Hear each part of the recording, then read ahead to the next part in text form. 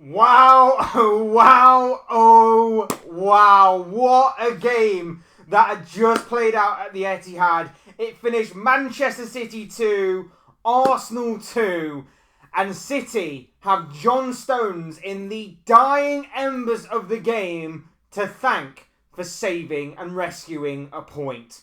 Hey guys, welcome to the channel. Welcome to another video. I'm still exhausted from that and I wasn't even playing. That was an incredible game between Manchester City and Arsenal. Very intense.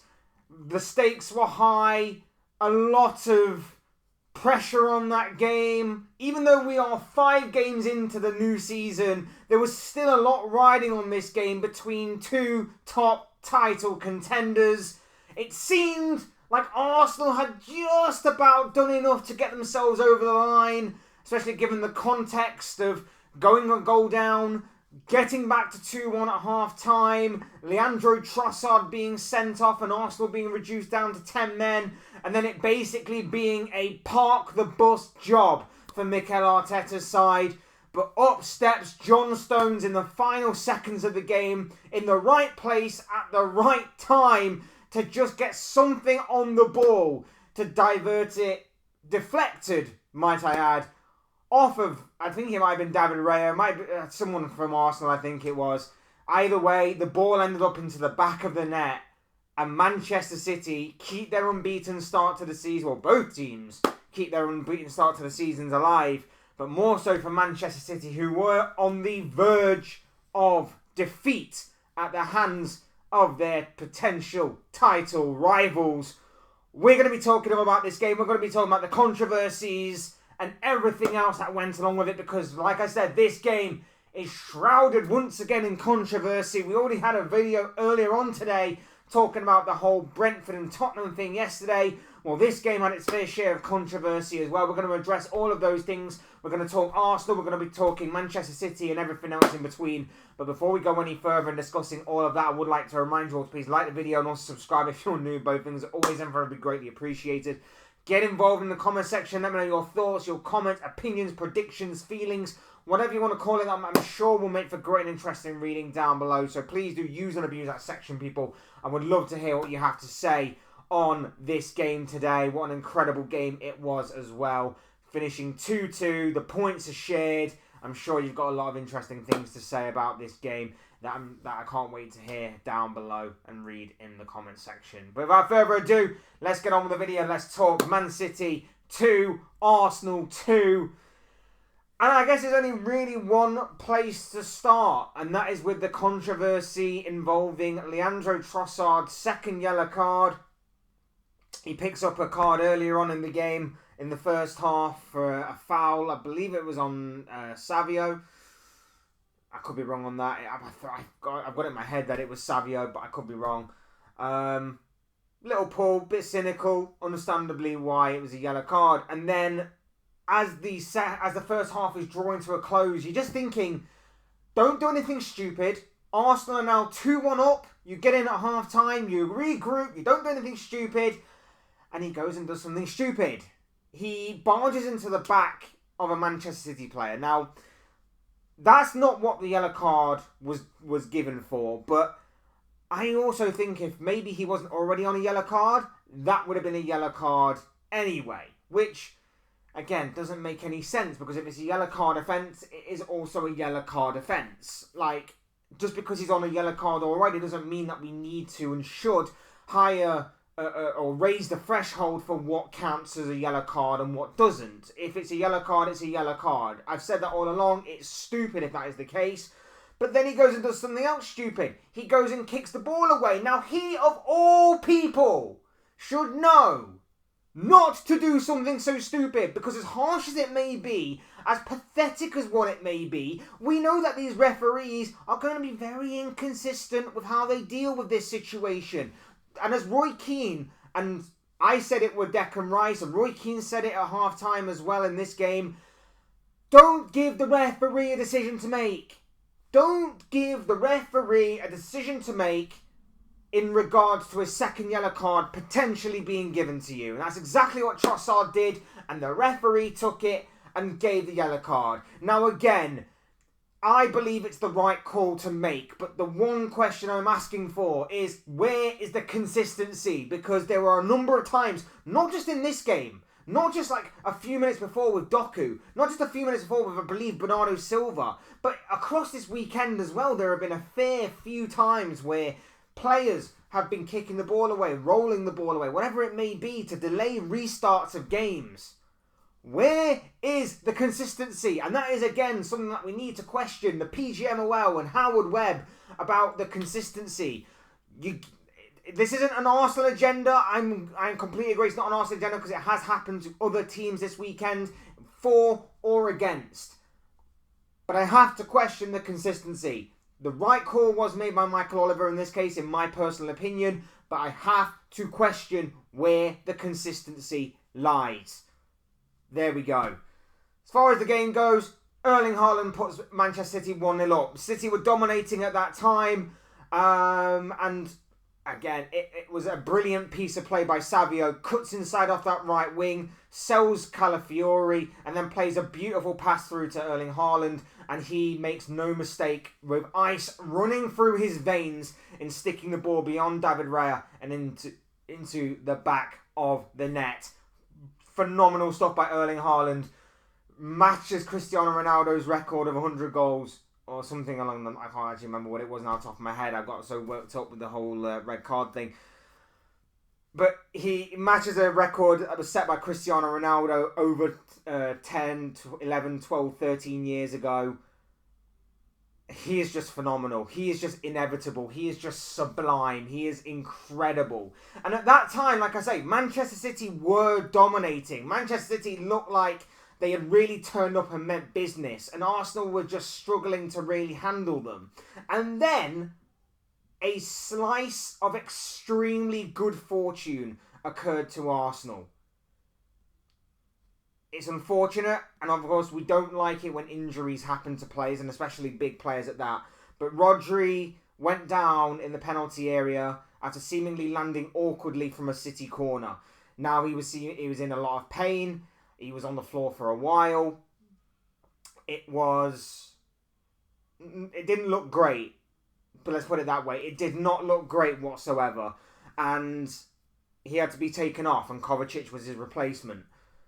But that break in play, and of course losing a massive player like Rodri, helped Arsenal a lot. It really, really did. It gave them the breather that they needed to kind of take note of the game and like go, hang on a minute, okay, we've caught a bit of life here, we need to calm down a little bit.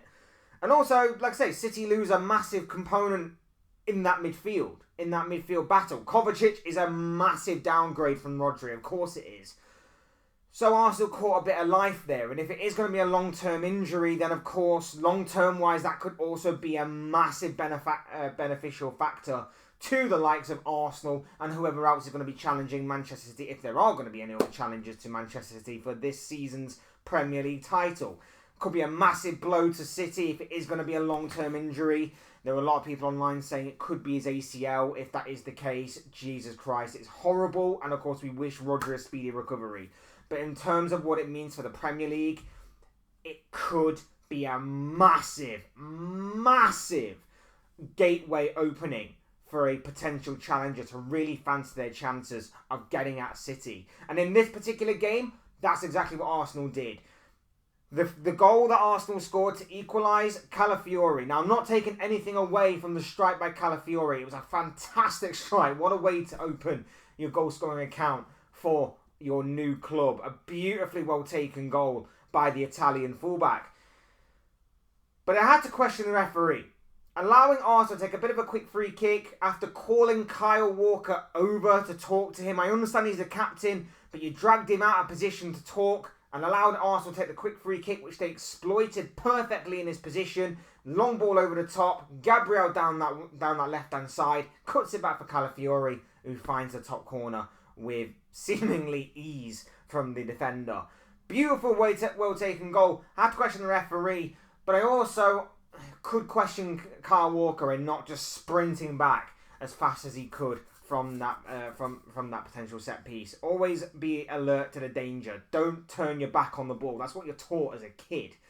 So I can kind of see why City might be a bit aggrieved, but I can also understand why Kyle Walker got caught out. Speaking of Kyle Walker getting caught out, that's where the second Arsenal goal comes from. Again, set pieces. Arsenal, we know that their main strength is set pieces. We know that they work extremely hard on them. We know that they tend to score a lot of goals from them. And yet, the first set piece was a warning. Jeremy Doku was marking Gabriel. And seemingly a massive mismatch. But yet, that still happened. Gabriel almost got in on the first attempt. On the second attempt, though, he was making no mistake in finding the back of the net. Arsenal go 2-1 up. Kyle Walker was seen trying to mark him, gets distracted by the ball being swung in. Gabriel just loses him completely, and he heads the ball into the back of the net to put Arsenal 2-1 up. Then the red card happens, and then it becomes extremely predictable as to what Arsenal are going to do. Drop 10 men behind the ball, have Martinelli as your outlet to run with pace down the wing to try and give Arsenal some respite from time to time. And that was Arsenal's game plan. Just see the game out, maybe try and win a set piece and steal something from a set piece. City's game plan was just to suffocate and suffocate and suffocate. We know that they're not really going to shoot from distance unless they are desperate.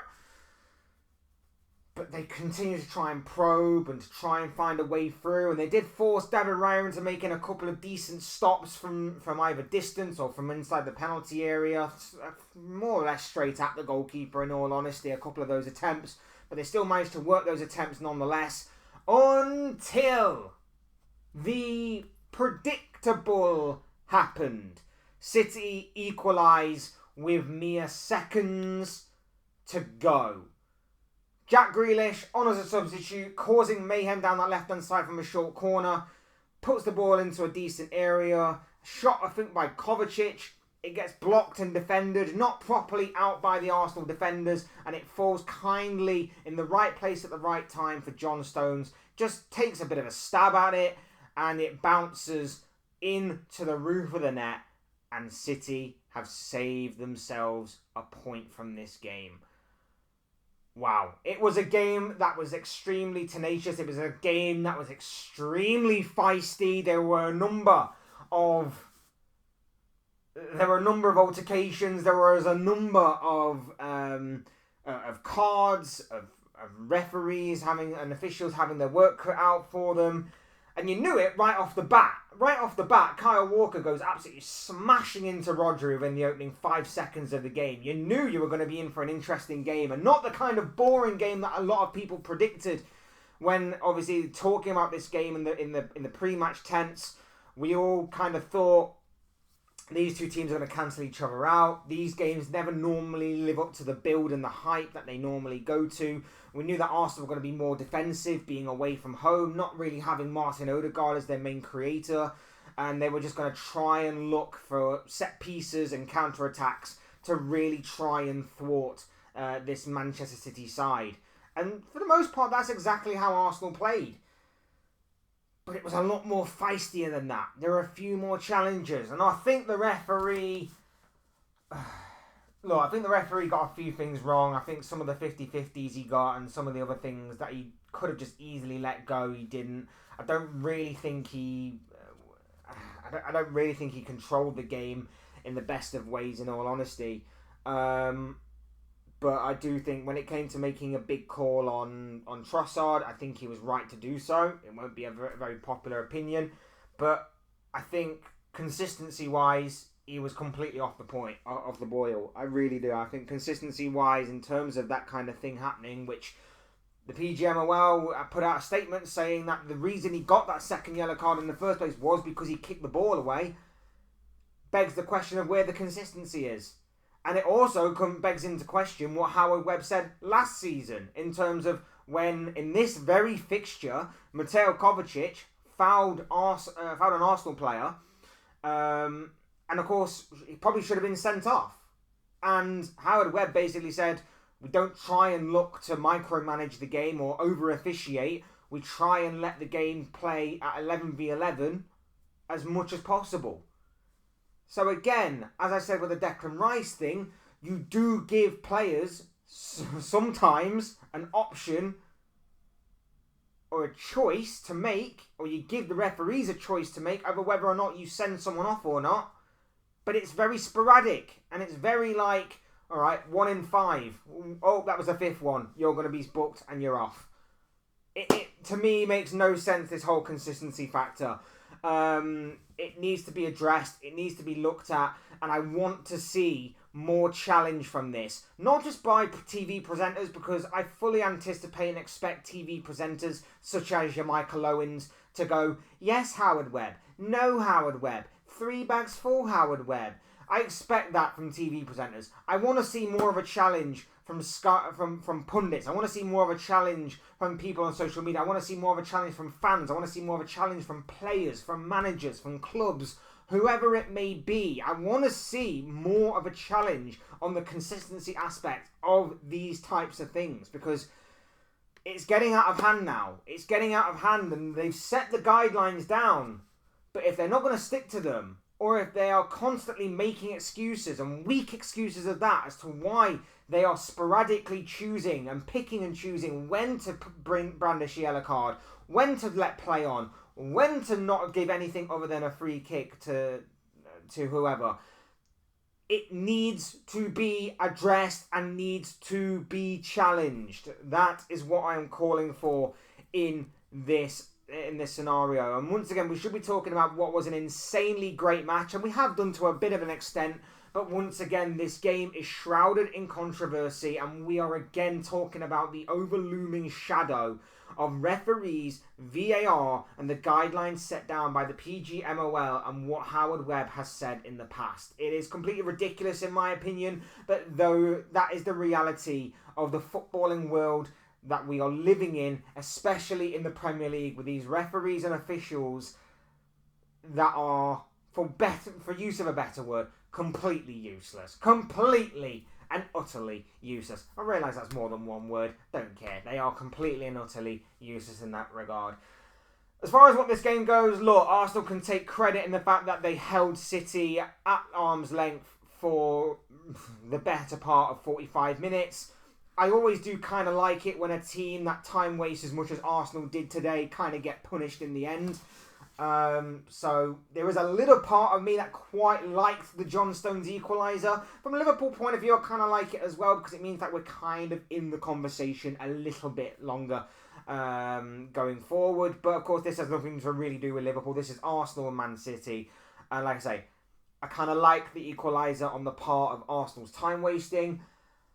But at the same time, I do feel a little bit sorry for them that they held out for as long as they could with 10 men, and it was just that little bit of luck that went against them in terms of that aspect. But maybe kind of, again, deserved. Not just from the time-wasting point of view, but maybe Trossard's stupidity may have cost Arsenal a little bit in that aspect there. But, yeah, both these sides remain unbeaten. City go back to being top of the table.